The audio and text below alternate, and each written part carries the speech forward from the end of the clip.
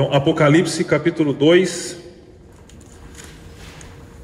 a partir do verso 18. Eu vou ler na NVI, que é a versão que eu costumo ler no Novo Testamento, mas você pode acompanhar na sua Bíblia, que certamente o sentido é o mesmo do texto. Diz assim: ao anjo da igreja em Tiatira, escreva: estas são as palavras do Filho de Deus, cujos olhos são como chama de fogo e os pés como bronze reluzente. Conheço as suas obras, o seu amor, a sua fé, o seu serviço e a sua perseverança, e sei que você está fazendo mais agora do que no princípio. No entanto, contra você tenho isto: você tolera Jezabel, aquela mulher que se diz profetiza.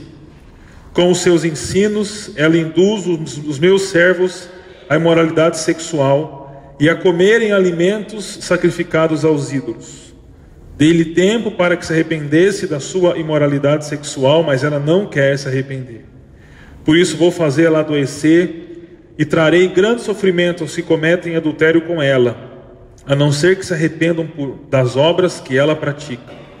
Matarei os filhos dessa mulher.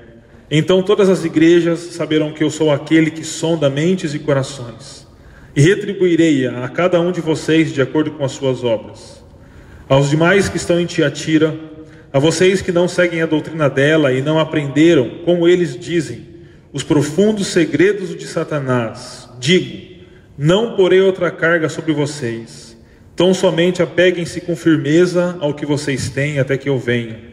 Aquele que vencer e fizer a minha vontade até o fim, darei autoridade sobre as nações. Ele as governará com cetro de ferro e as despedaçará como um vaso de barro. Eu lhe darei a mesma autoridade que recebi de meu Pai. Também lhe darei a estrela da manhã. Aquele que tem ouvidos, ouça o que o Espírito diz às igrejas. Amém. Vamos orar mais uma vez. Pai, queremos te agradecer pela tua palavra, e eu peço que o Senhor fale ao nosso coração agora de maneira muito especial. O Senhor abençoe a minha vida, porque eu vou pregar, abençoe também aqueles que irão ouvir a palavra, que também toda a igreja nesse momento que se reúne em volta da tua palavra para poder estudá-la, seja abençoada pelo Senhor com o poder e a ministração da tua palavra. É isso que nós pedimos e te agradecemos em nome de Jesus. Amém. Amém.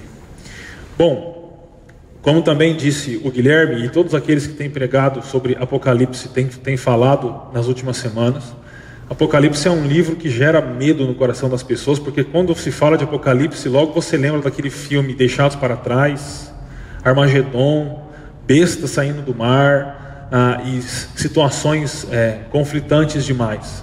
Mas como nós temos falado várias vezes, Apocalipse usa uma linguagem figurada, porque esse era o jeito da carta rodar pelo Império Romano, porque a carta acusa e confronta o próprio Império Romano. João, aquele que recebe essa revelação e escreve o Apocalipse, é alguém que está exilado em Patmos por causa do Império Romano. Então ele era um preso político de Roma, e essa carta deveria passar pelas igrejas, e esse passar pelas igrejas implicava em o Império Romano ter acesso a essa carta, ler essa carta e dizer: bom, é inofensiva para nós, pode passar. Por isso, Apocalipse é cheio de linguagem figurada. E o grande personagem contrário a Deus aqui é o Império Romano, na ideia de que o Império Romano é um agente de Satanás contra Deus, enquanto a igreja é o agente de Deus no mundo de hoje, ou no mundo da época e também no mundo de hoje. Por isso, você não deve ter medo de ler Apocalipse, você não deve ter medo de estudar o Apocalipse, porque pelo contrário, Apocalipse é uma carta, é um livro que trata da esperança que os cristãos têm e da perseverança e da fidelidade que nós precisamos ter para seguir a Jesus. Nós estamos saindo da modernidade e entrando num período que chama pós-modernidade, e há séculos a igreja vem gozando de liberdade no Ocidente. Então a igreja pode abrir aos domingos, ela pode se reunir aqui, pode se reunir aonde ela quiser, porque nós há séculos gozamos de liberdade no Ocidente. Mas tudo aponta para um futuro não tão fácil assim, onde a fé cristã vai ser perseguida e em alguns países ela já é até proibida. E é interessante que, por exemplo, símbolos de outras religiões são aceitos, mas o símbolo do cristianismo, que é o símbolo maior que a cruz, já não é aceito em vários lugares. E Apocalipse nos prepara para enfrentar momentos onde a nossa fé vai ser contestada e confrontada, por exemplo, no trabalho, na escola, ou aonde for, assim, ou onde formos. Então, Apocalipse chama a igreja a viver de maneira fiel e perseverante a Jesus. Então, é uma carta de amor, mas também com alguma exortação. E essa carta a Tiatira trata de algo muito importante e que é extremamente atual. E o meu desejo, queridos, é passar para vocês aquilo que Deus falou no meu coração enquanto eu estudava essa carta. Bom, tem uma música que eu acho que reflete bem qual que é o problema que essa carta levanta e também apresenta muito bem o nosso contexto atual, né? A cantora Ana Carolina canta uma música que o nome é Tolerância, e uma parte da letra é a seguinte: não me importa a sua crença, eu quero a diferença que me faz te olhar de frente, para falar de tolerância e acabar com essa distância entre nós dois. Como eu já disse, nós vivemos numa era chamada de pós-modernidade, e a tolerância é uma das palavras mais usadas hoje. É importante você ser tolerante e ter tolerância em todas as áreas da vida. Nós precisamos ter tolerância sexual e aceitar os homossexuais, e nós devemos ter as mais diversas tolerâncias para podermos viver como pessoas do pós-modernismo. Mas essa carta a Tiatira trata de uma tolerância que a igreja não deve ter, que pelo contrário, ela é muito perigosa para a igreja. Então, o problema nessa carta de Tiatira se encontra nos versículos 20 e 23, que diz assim: no entanto, contra você tenho isto: você tolera Jezabel, aquela mulher que se diz profetiza. Com os seus ensinos, ela induz os meus servos à imoralidade sexual e a comerem alimentos sacrificados aos ídolos. O problema em Tiatira era que a igreja de Tiatira, aqueles cristãos que se reuniam lá, eles toleravam um ensino contrário ao ensino de Jesus. Esse é o problema. E Jesus acusa, dizendo que esse ensino brota de uma mulher chamada Jezabel. Alguns comentaristas entendem que se tratava de uma mulher de fato lá na igreja, outros entendem que se tratava de um grupo de pessoas, e eu gosto mais dessa ideia, de pessoas que estavam ensinando a igreja o ensinamento errado e o ensinamento que conduzia à idolatria. E a igreja estava tolerando isso. Então, o grande problema da igreja em Tiatira é que a igreja tolerava o ensino errado. Essa palavra tolerar, ela pode ser traduzida ou entendida como permitir negligentemente. É a ideia de deixar solto, de liberar. E a igreja em Tiatira tolerava o ensino contrário ao Evangelho de Jesus. E esse ensino era ministrado por Jezabel. Jezabel é uma figura do Antigo Testamento, que ela se casou, ela não era israelita de sangue, mas ela se casa com um rei israelita chamado Acabe. Esse rei reina entre 874 e 853 a.C., ele reina em Israel. E essa Jezabel, então, através do casamento com Acabe, se torna rainha de Israel. E ela tem autoridade política, ela tem autoridade espiritual, ela tem autoridade financeira na nação. Mas a grande marca de Jezabel na história de Israel é que Jezabel institui em Israel um povo que adorava só Yahvé, o culto a Baal, a um Deus falso, a um Deus que Israel não deveria adorar. Então, a imagem de Jezabel é que no meio do povo de Deus, ela institui a adoração de um Deus estranho. Por isso agora, na carta a Tiatira, Jesus diz que há um ensino estranho e falso sendo fomentado no meio da comunidade de Tiatira, E quem promove esse ensino é Jezabel. É interessante que nesse trecho que está aí, do versículo 20, Jesus diz que aquela mulher que se diz profetiza, ou seja, era alguém dentro da comunidade que se autodeclarava digno de ensino, ou seja, tinha a influência e tinha o poder de ensinar. No período do Novo Testamento havia o ministério profético dentro da igreja, e esse ministério ele revelava a vontade de Deus aos cristãos, porque nós não tínhamos ainda o Novo Testamento como você tem aí na sua mão, ele pronto e ele fechado, ele estava sendo escrito, né? Então dentro das comunidades existiam pessoas que tinham o dom da profecia, ou seja, pessoas que se levantavam quando a comunidade se reunia e revelava a vontade de Deus, revelava o que Deus tinha para aquela igreja. E essa Jezabel, que seria uma pessoa ou um grupo de pessoas, se auto-intitulava profeta dentro da igreja, ou seja, se levantava dentro da igreja e anunciava a suposta vontade de Deus para aquela igreja. Mas mais para frente nós vamos ver que de vontade de Deus não tem nada, mas tem as profundezas de Satanás que são ensinadas por essas pessoas aí. Então, queridos, o grande problema na igreja de Tiatira é que há um ensino promovido de dentro da comunidade, e esse ensino conduz os cristãos à idolatria. O grande problema é o ensino dentro da comunidade, e isso me preocupa muito hoje, porque ensino contrário fora da igreja, isso é mais do que comum e nós devemos esperar. Mas ensino contrário dentro da igreja é algo que nós devemos estar bem alertas e algo que nós não devemos tolerar. O grande problema da igreja em Tiatira era que a igreja de Tiatira tolerava o ensino contrário ao evangelho de Jesus.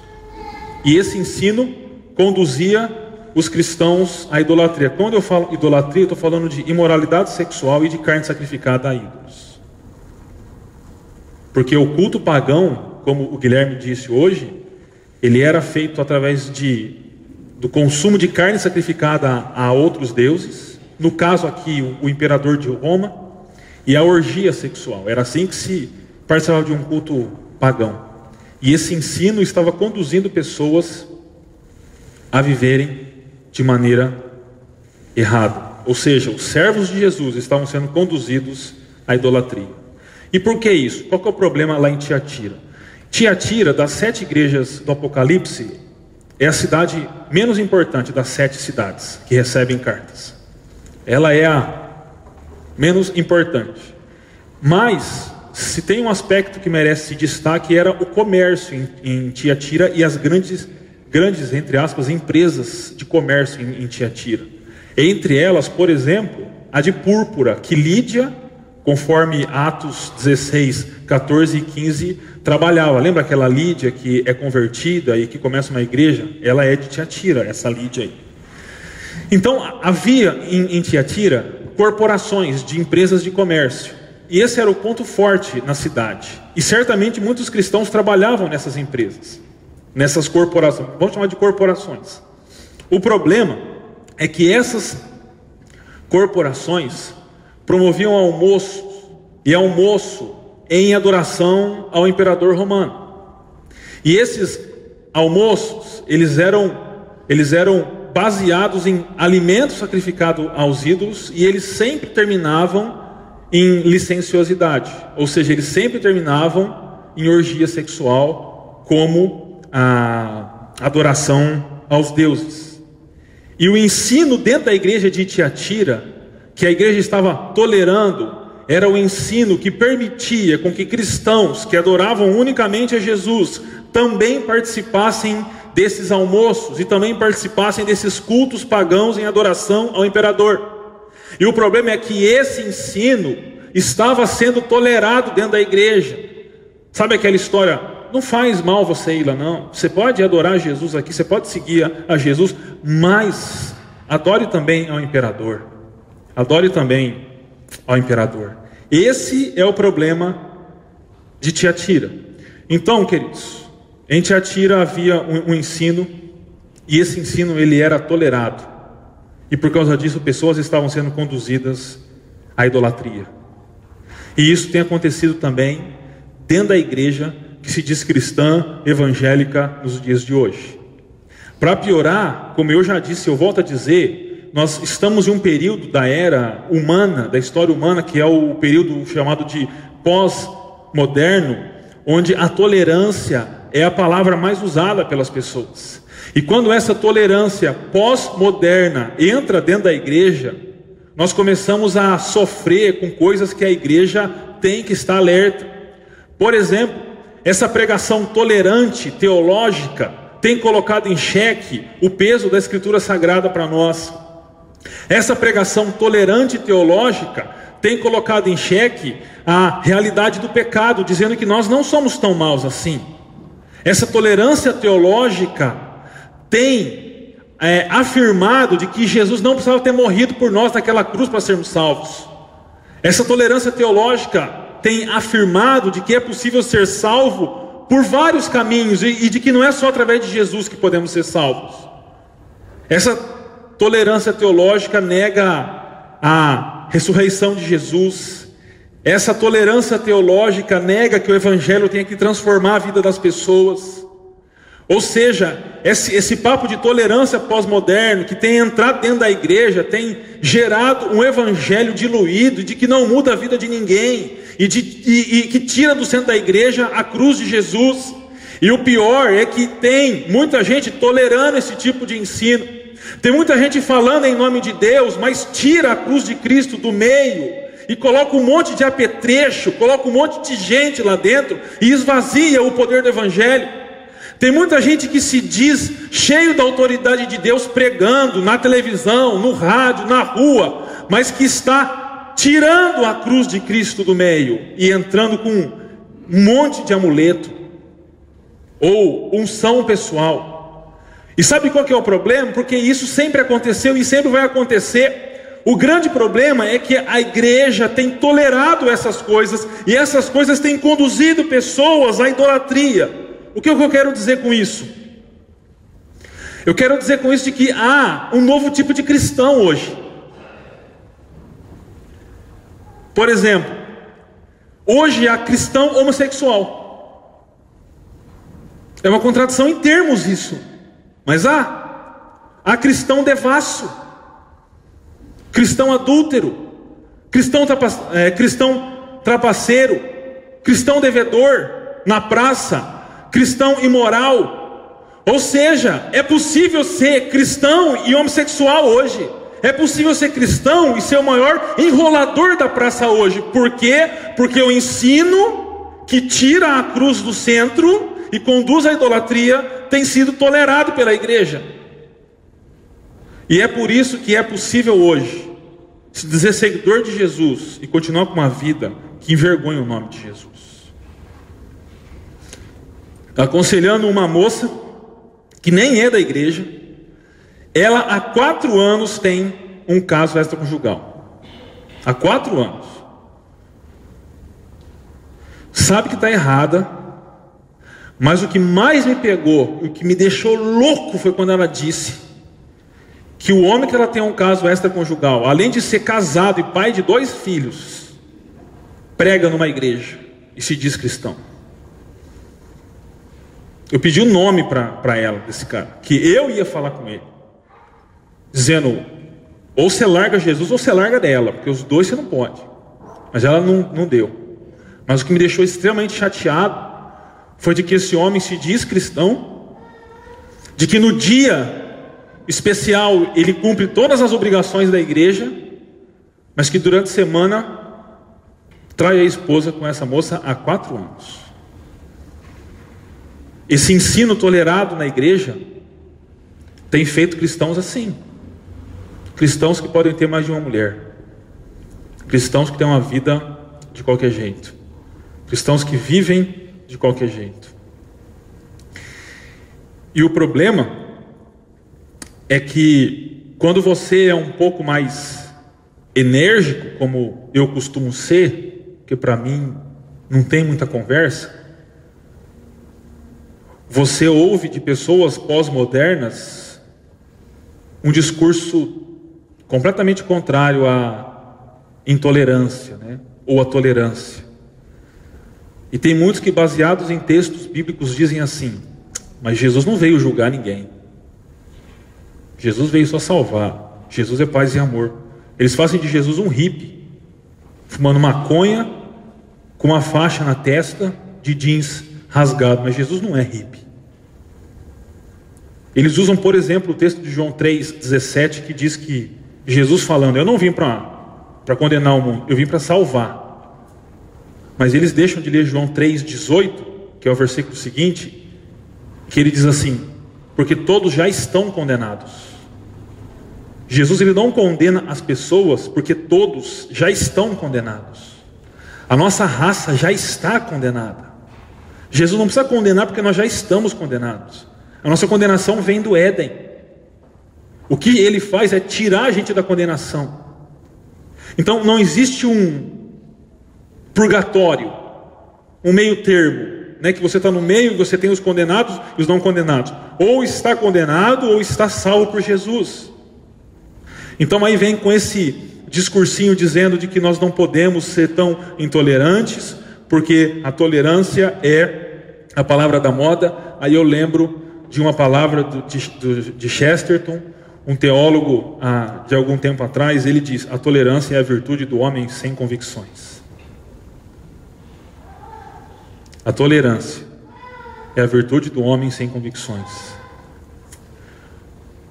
O que esse texto diz para nós é que nós devemos ser completamente intolerantes com qualquer ensino que esvazie a cruz de Cristo e que glorifique homens, que tire o peso da cruz de Jesus e que coloque no lugar amuleto e seja lá o que o diabo inventa.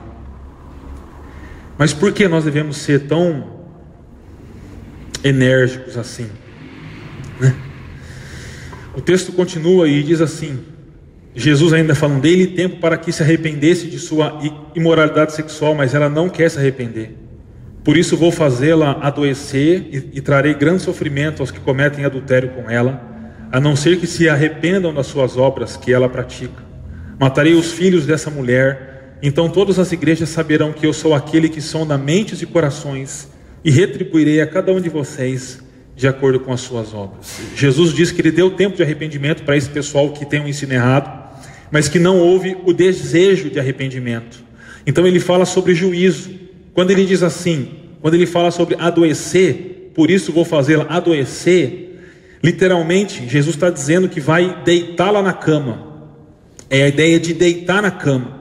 E há certamente aí um jogo de ideias com a questão de prostituição. Se a prostituição é feita na cama, Jesus disse que o juízo vem para deitá-la na cama, mas agora não para participar de prostituição, mas para receber juízo de Deus por aqueles que ensinam errado.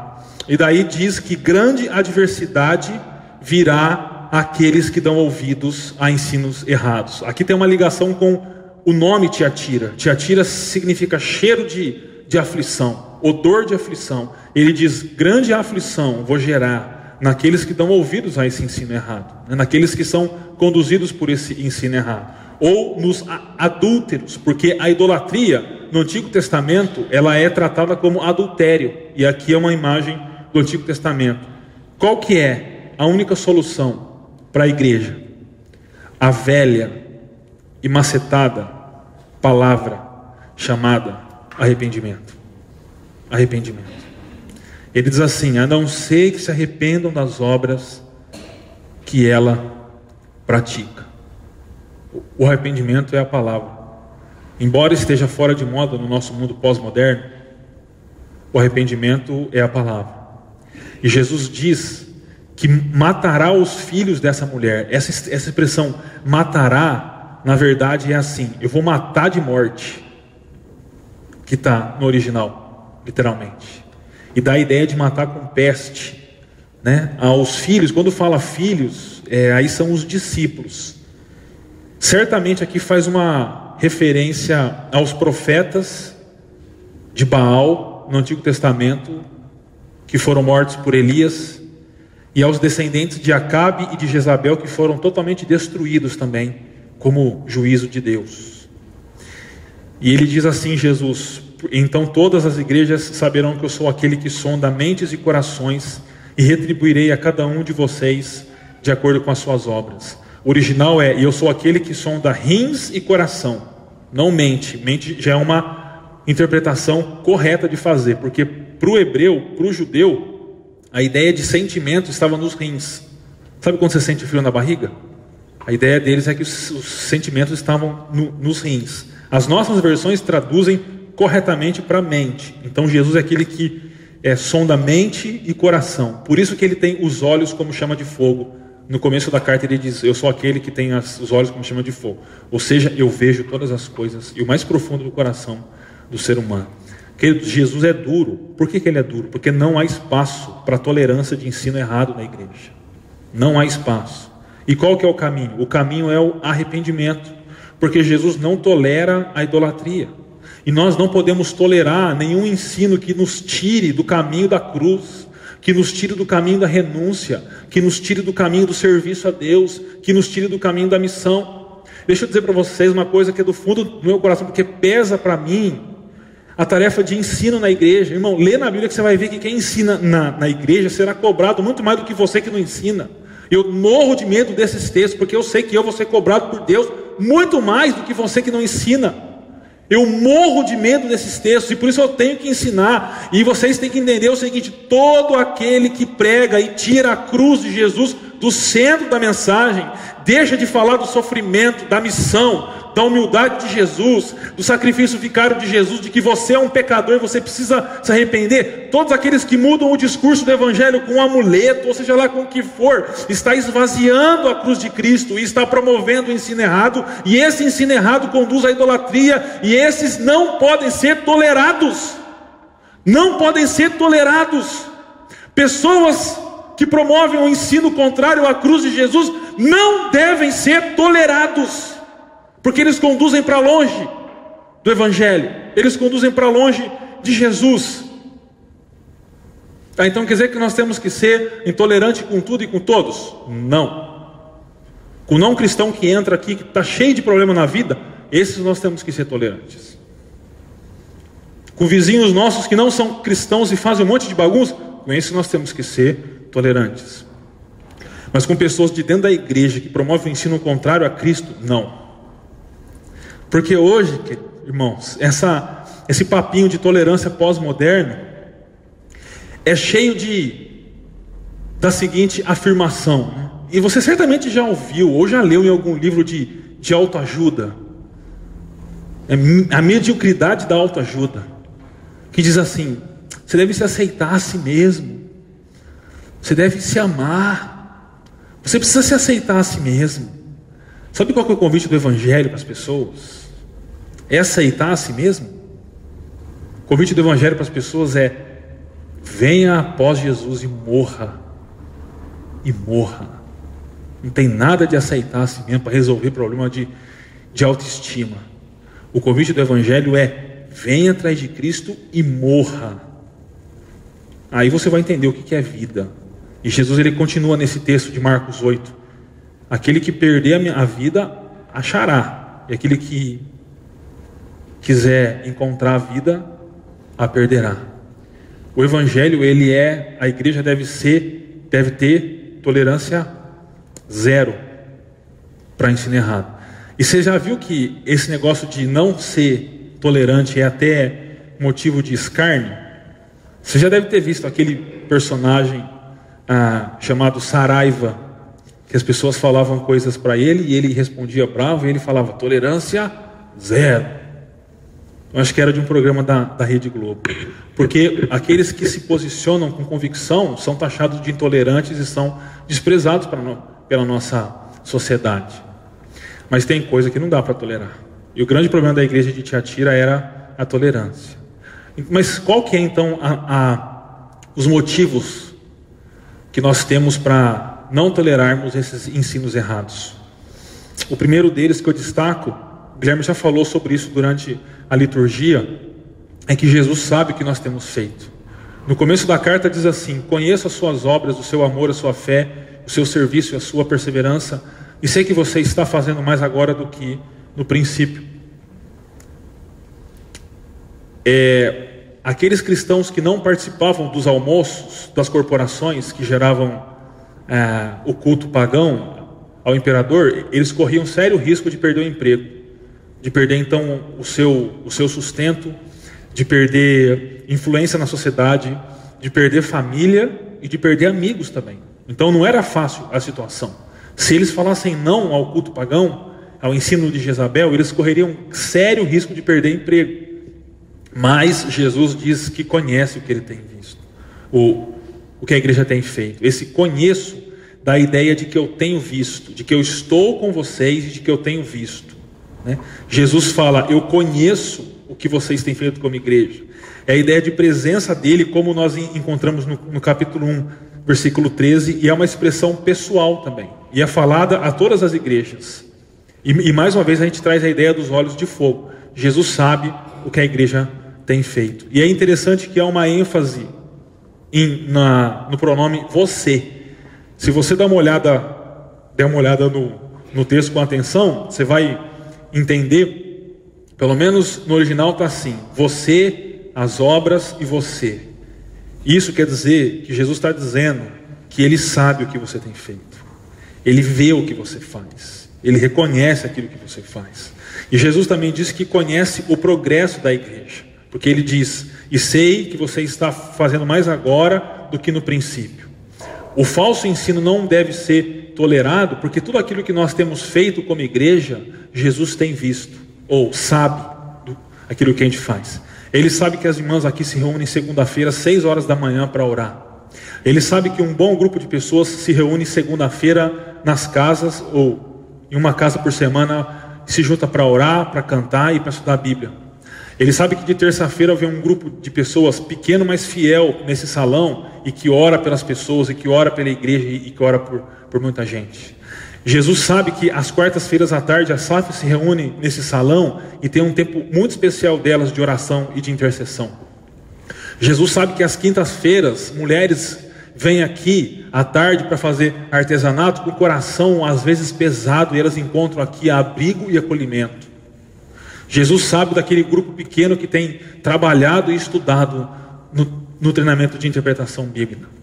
Jesus sabe daquele grupo que joga bola de sábado, que joga bola em nome dele lá de sábado. Jesus sabe dos jovens e adolescentes que se reúnem aos sábados, nas casas, ou onde for, aonde der. Jesus sabe que domingo após domingo nós estamos aqui, de manhã e à noite, estudando, orando, cantando, buscando a Deus e vivendo em comunhão. Jesus sabe de todas essas coisas, por isso nós não devemos nós não devemos tolerar ensino falso, ensino que nos tire do caminho da cruz, ensino que nos tire do caminho do Evangelho, ensino que enche o nosso coração de amor pelas pessoas e pela missão que Deus tem para nós, porque Deus sabe o que nós temos feito, Deus vê o que nós temos feito, Deus conhece o que nós temos passado, e isso tem sido motivo de muito consolo para mim, irmão, porque se não fosse assim eu tinha largado tudo já. Mas Deus sabe o que a gente faz, Deus sabe o que eu faço, Deus sabe o que você faz, Deus sabe o que nós fazemos. E não sabe porque contaram para Ele, mas sabe porque está vendo. E não sabe porque está vendo de longe, mas sabe porque está vendo de perto, porque está andando com a gente, assim como Ele tem andado com toda a igreja dele sobre a face da terra, que é fiel ao nome dEle. Ele sabe o que está acontecendo, Ele sabe o que nós temos enfrentado, Ele sabe as lutas que temos passado, Ele conhece o que tem acontecido com a gente, porque Ele está em nós. Ele sabe. Não sabe por que contaram, não sabe porque Ele está em nós. Por isso nós não devemos abrir mão desse Deus, desse Evangelho, para um Evangelho mentiroso, para um ensino que nos conduz à idolatria de outros homens ou de outras coisas, porque Deus conhece o que a gente tem passado, Deus sabe o que nós temos passado, sabe muito bem, sabe dos nossos erros, mas sabe dos nossos acertos também, e por isso nós não devemos tolerar outro ensino contrário ao do Evangelho. O outro motivo é que Jesus ele anuncia alívio. Ele diz aos demais que estão em Tiatira, a vocês que não seguem a doutrina dela, de Jezabel, e não aprenderam, como eles dizem, os profundos segredos de Satanás, digo, não porei outra carga sobre vocês, tão somente apegue-se com firmeza ao que vocês têm, até que eu venha. A ideia aqui é essa expressão seguem, que está sublinhada, e também esse tem, na segunda parte que está sublinhada, tem a ideia de ter mesmo, né? De ter e de reter. O que Jesus diz é: retenham o ensino e as obras do capítulo 19, do versículo 19 que nós vimos agora. Ou seja, retenham o ensino do Evangelho que vocês têm, e continuem a fazer as obras que vocês estão fazendo, mas não aceitem o ensino dos mistérios de Satanás. Presta atenção aqui, que o negócio aqui é agudo. Jesus, ele fala assim, como eles dizem, os profundos segredos de Satanás. O profeta na igreja do Novo Testamento, do período lá do Novo Testamento, como eu já falei, eles deveriam revelar os mistérios de Deus à igreja, a vontade de Deus à igreja.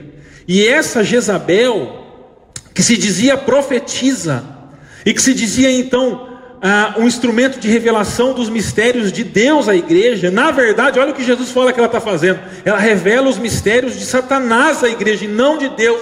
Porque tem muito ensino com roupagem cristã, com roupagem de piedade, mas de que não é ensino cristão, mas é ensino satânico. Eu não tenho problema com Satanás, quem me conhece de perto sabe, né? Eu não fico correndo atrás de Satanás, mas que ele está aí, ele está aí. Então, quando ele aparece, a gente tem que enfrentar de maneira equilibrada, porque Paulo diz que a nossa luta não é contra carne e sangue, mas principados e potestades. Então, que ele está, ele está. E o modo dele agir é com roupagem de piedade e com roupagem cristã. Você acha que Satanás vai aparecer para um crente feio, cheirando a enxofre, e dizendo: você precisa me adorar, larga Jesus e me adora? Ninguém em sã consciência faz isso. Mas o jeito dele é que, com roupagem cristã, começa a conduzir a igreja para um outro caminho. Se você estudar a história da igreja, você vai ver que durante muito tempo foi assim. Quer um exemplo?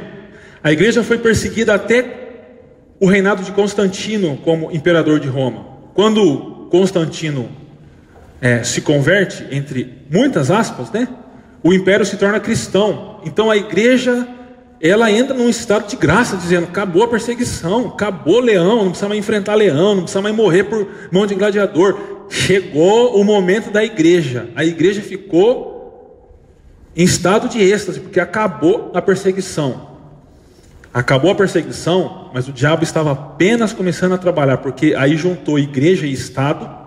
A igreja ficou linkada ao Estado. A igreja perdeu a autonomia dela, perdeu a voz profética dela, e ela passou a ser comandada pelo Estado, e não mais por Jesus. E esse foi o problema da igreja. Então é dessa forma que o negócio acontece. Satanás não vai aparecer na sua casa do nada, de tridente vermelho, de rabo vermelho. Ele começa com roupagem e com ensino que tem cara de cristão, mas não é. Como é que você sabe se é de Satã ou não? Quando tira a cruz, quando esvazia o que Jesus fez, quando vai negando o que Jesus fez, e no lugar da cruz coloca lenço, coloca martelo, coloca sei lá o que for, e vai tirando o evangelho do meio. O evangelho se torna o que a igreja era na Idade Média, cheia de amuleto, mas de Jesus nenhum. Esse era para revelar a vontade de Deus, e estava revelando os mistérios de Satanás. Por isso que Paulo deu aquela carcada nos Gálatas, dizendo: por que vocês abandonaram o evangelho pelo outro? Paulo diz que se vier um anjo do céu descer e pregar um evangelho diferente daquele que está nas escrituras, que Jesus pregou, ele deve ser considerado amaldiçoado. Isso é anátema, amaldiçoado. Se um anjo aparecer na sua casa essa noite, puxar o seu lençol e te acordar e falar: eu tenho um evangelho para você, e ele falar um evangelho diferente do evangelho de Jesus, você amaldiçoa esse anjo, porque ele é anátema, amaldiçoa, porque não há outro evangelho a não ser o evangelho do Senhor e Salvador Jesus. Não há outro evangelho. Se você for estudar, estuda a história do início dos testemunhos de Jeová e dos Mormons, que você vai ver o que acontece. Anjo aparece no quarto do cara e diz umas coisas para ele, e ele acredita. Mas o que ele diz esvazia a cruz de Jesus, e não é evangelho sem cruz. Por isso nós não devemos aceitar um outro evangelho a não ser o evangelho do reino de Deus. E Jesus, ele diz assim: então somente apeguem-se com firmeza ao que vocês têm. Esse tem é ensino e obra, até que eu venha. Esse até que eu venha da ideia do até o retorno de Jesus, da segunda vinda de Jesus. Então a gente está dentro dele aqui, entendeu? A gente está dentro. E ele diz assim, um pouco antes, né? Digo, não porei outra carga sobre vocês. Esse pôr outra carga dá a ideia de deitar também. É a mesma palavra que ele usa para Jezabel, mas ele está dizendo assim: ela, Jesus vai deitar. Eles que se mantiveram fiéis a Deus, ele não vai deitar. Ele vai manter de pé. E ele não vai jogar uma carga maior sobre eles. Então esses não serão deitados, ou não jogará uma outra carga sobre eles. Isso significa que a condenação e o juízo que caiu sobre Jezabel não vai cair sobre esses cristãos fiéis a Deus. E não vai cair, não é porque eles são bonitinhos, ou porque eles são bonzinhos, ou porque eles são cheirosinhos. Não vai cair porque Cristo morreu na cruz por esse grupo. E porque Cristo morreu na cruz por esse grupo, eles não vão receber a condenação que esse grupo recebeu, porque esse grupo não crê, não ama Jesus e não serve a Jesus. Esse grupo que ama Jesus, que serve a Jesus, que se mantém fiel a Jesus, não vai receber essa condenação, porque essa condenação para eles foi derramada naquela cruz. E evangelho é isso, é um bando de pecadores como nós, que foram salvos porque Deus morreu no nosso lugar naquela cruz. Esse lugar era meu, esse lugar era seu. Você merecia morrer naquele lugar, eu merecia morrer naquele lugar, mas nós não fomos, porque Deus de uma maneira sobrenatural nos amou e foi para aquele lugar, no nosso lugar. Trocou de lugar com a gente, trocou de lugar com gente que ninguém trocaria. Eu não trocaria de lugar por você, e você não trocaria de lugar por mim, mas Ele trocou por nós dois. Isso é evangelho. Deus, o justo, morrendo por nós, injustos e pecadores. Isso é evangelho de Jesus, o Salvador. E isso a gente não pode abrir mão. Embora a tolerância diga de que Jesus não precisava ter morrido por nós na cruz. Ah, não? Então quem pagaria o preço do meu pecado? Quem é capaz de mudar o mais profundo do meu ser? Só Deus é capaz de mudar. Então eles não receberão o peso do juízo, porque o peso do juízo já foi derramado sobre Jesus naquela cruz. Por isso Jesus pode dizer: venham a mim todos os que estão cansados e sobrecarregados, e eu lhes darei descanso. Tomem sobre vocês o meu jugo e aprendam de mim, pois sou manso e humilde de coração, e vocês encontrarão descanso para as suas almas, pois o meu jugo é suave e o meu fardo é leve. Mateus 11, 25, 30. Para terminar, Jesus anuncia a missão.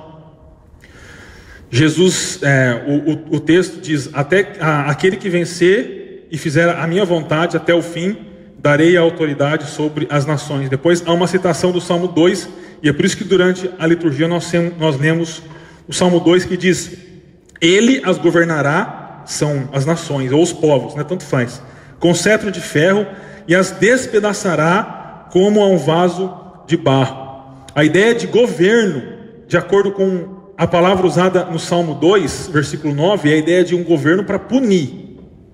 E a ideia do vaso de barro, na antiguidade, naquela época, se um rei iria sair para guerrear com um outro rei, esse rei pegava um vaso de barro, escrevia o nome do rei adversário no vaso de barro e malhava o vaso de barro no chão e quebrava o vaso de barro como símbolo de que o bicho ia pegar e a guerra ia começar. E Jesus é aquele rei que destroça o vaso que tem o nome do outro rei. O nome do outro rei se chama Imperador Romano, ou em outras palavras, Satanás.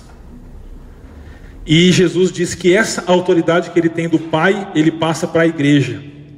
A autoridade que Jesus recebe através de sofrimento, morte e ressurreição, ele passa para a igreja. E ele diz: eu lhe darei a mesma autoridade que recebi de meu Pai, também lhe darei a estrela da manhã. A estrela da manhã é Jesus em Apocalipse.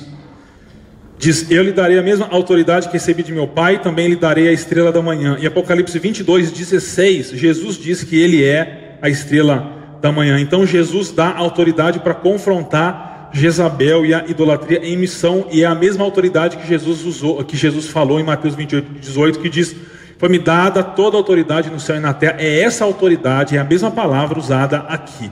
Ou seja, Jesus dá autoridade à igreja, uma autoridade missional, ou seja, é uma autoridade para ir pelo mundo confrontando a idolatria, confrontando o ensino errado e anunciando o evangelho de Jesus. Essa é a autoridade que a igreja recebe de Jesus. Autoridade para a missão. Não é autoridade para ficar exigindo de Deus coisa alguma.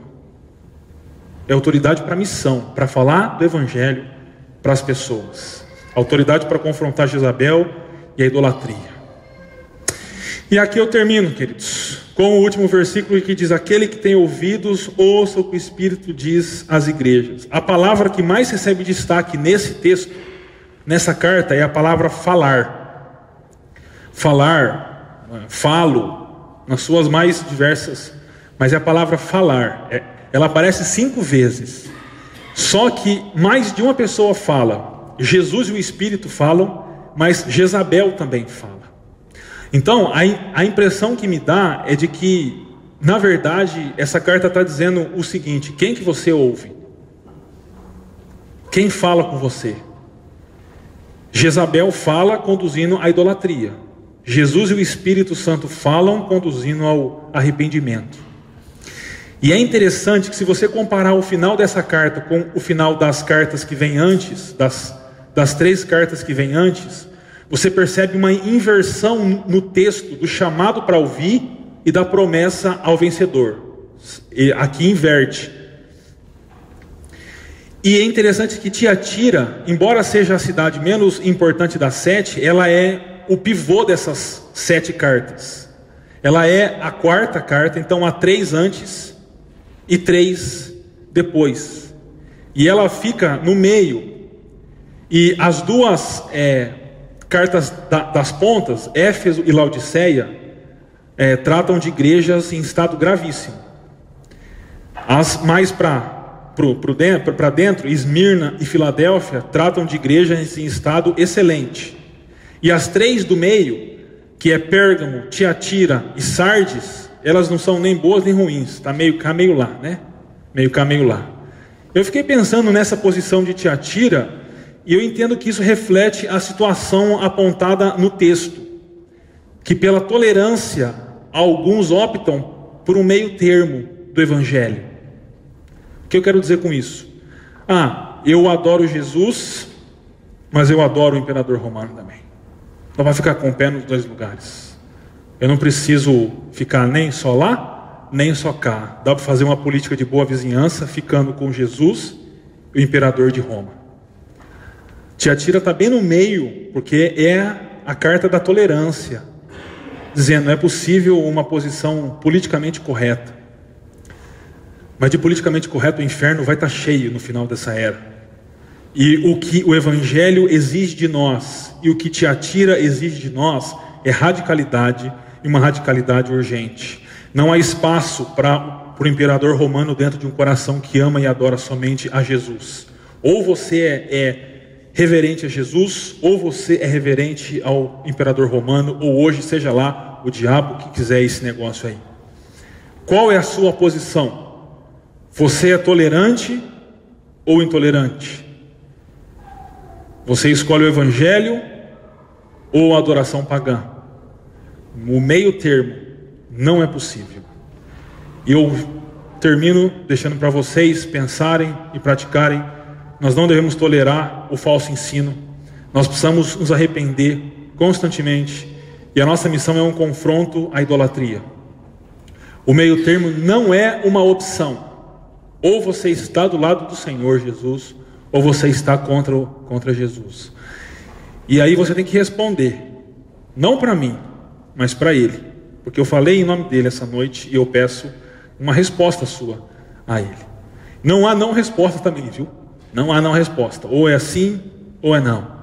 Em cima do muro, ninguém pode ficar diante do evangelho de Jesus. E eu convido você agora a orar nesse momento e falar com Deus, porque Ele está disposto a te ouvir nesse momento, em nome de Jesus.